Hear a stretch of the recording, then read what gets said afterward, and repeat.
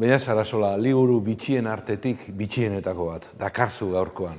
Bai, osatuko nintzake esatera euskal literaturako novela bitxiena edo bereziena dela honako hau. Patri Urkizuren Sekulorum sekulotan. Gogora iguzu urtea, garaia...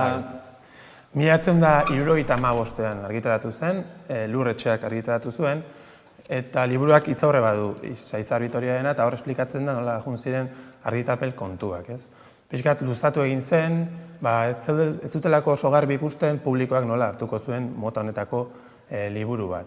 Berez, 1972an bukatu zuen Patri Urkizuk liburua, horrek esan nahi du, esateaterako 100 metro baino lehenagokoa dela, aipatzagatik beste liburu nahiko experimental bat, baina hau oraindik muturrekoagoa dela esan daiteke. Gainera Patri Urkizu literatura irakasle ere bazebilen, garai horietan, eta bere ahalegina horixe izan zen batez ere, ez? Horlako modernotasun experimental bat ekarri nahia edo. Bai, muturreko experimentalismo bat. Saizar Bitoriak aipatzen du, konparatzen du liburua garai horretan Frantzian eta nahiko boladan zegoen Nouveau Roman mugimenduarekin, eta horien artean zegoen Philippe Solers izeneko idazlea. Eta Philippe Solersek idatzi zuen 1973an, hau da, liburu honen ondoren, H izeneko liburu bat, puntu eta komari gabekoa eta maiuskulari gabekoa. Eta koinzidentzia da, liburu hau ere horrela idatzia dela, ez? Orduan, nahiko gauza kuriosoa da, pixka lehenago, punturik gabe eta komari gabe. Eta liburu hau ere horrela idatzia dago, ez? Eta orduan, irudikatzen du garai horretan, bai literaturan eta artean oro har zegoen esperimentalizaziorako joera hori eta giro hori, ez? Hori oso bazterrera gelditu da gero, ala?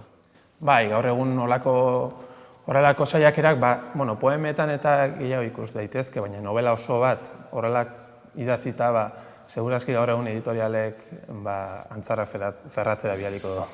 Lobo Antunez ibiltzen da pixka bat, tankera horretan batzuetan behintzat. Bai, zati batzuk izaten ditu horrelakoak, ez? Azken batean liburu hau ere barne jario bada, ez? Pertsonaia baten burutik pasatzen den guztia. Zer kontatzen du? Nik esango nuke ez duela zer kontatzen, hau da, ez dakit gairik duen ere, hau da, pertsonaia baten barne jario guztia, burutik pasatzen zaien guztia, nahasten du bata bestean segidan esan da, esan bezala, komarik eta punturik gabe, horrelako zurrunbilo moduko bada, eta neurri horretan nekez esan daiteke gai bat duenik, ez? Eta orduan, da piko horrialde, ia 100 horrialde, holako barne jario horrekin, ez? Lobo Antunesek egiten du, baina egiten du agian pertsonaia batekin, zati bat, baina kasu honetan dena da horrela, ez? Inork ote zekien ikasle hark idazten zituela ibilaldi estraño batzuk, egunkari arrotz bat bere buruz asmaturikoak ala gertaturiko pasaldiak ote ziren hortziok koska irakurle bizkorrarentzat, ordea ez da izanen gaitz ez ere zail, fantasiarik eta egiarik bereizten uztailaren 16. Karnetaren bila irira igo, naiz agenteak ugari non nahi norbait importantea datorrela dirudi, agentzian ez zutela nire dokumentorik esan didate, agian etxean ahantzia utzi ote dut kasaka zaharrean ote auskalo liburu baten barnean dagoen, edo poltsiko baten barnean azkenean dena arrelatu da, motxila bizkar gainean daramateta.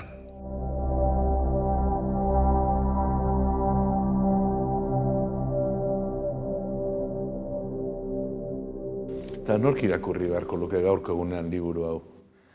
Zaila esaten, ez? Ze liburua ere irakurtzeko ere, denik goiti bera irakurtzekoa, ariketa moduan egin daiteke, baina nik esango nuke liburu hau iaia literaturaren mugak edo gainditu egiten dituela, ez? Eta gehiago dela iaia artelan bat edo. Nolabait gehiago balio du, ekintzak berak, liburu hau idazteko ekintzak eta ze proposatzen duen liburua bera baino. Orduan, gehiago da liburu bat esku hartzen izateko, zatika irakurtzeko agian, eta oso egoskorra balin bazea, nik ere hasieratik bukaeraino irakurtzeko, ez? Baina oso liburu berezia da, eta nik dena esaten hasita, liburu hau aurkitu nuen Traperos de Emausen egoitzan euro bakarrean truke. Orduan, altxor moduko bada, eta begiratzea bintzat jende guztiari gomendatuko nioke. Eskerrik asko, bainat, zarata eta guzti, zarata batzuk sartu zaizkigu goiko solairutik. Eskertzen dizu aholkua eta segi horrelaxe.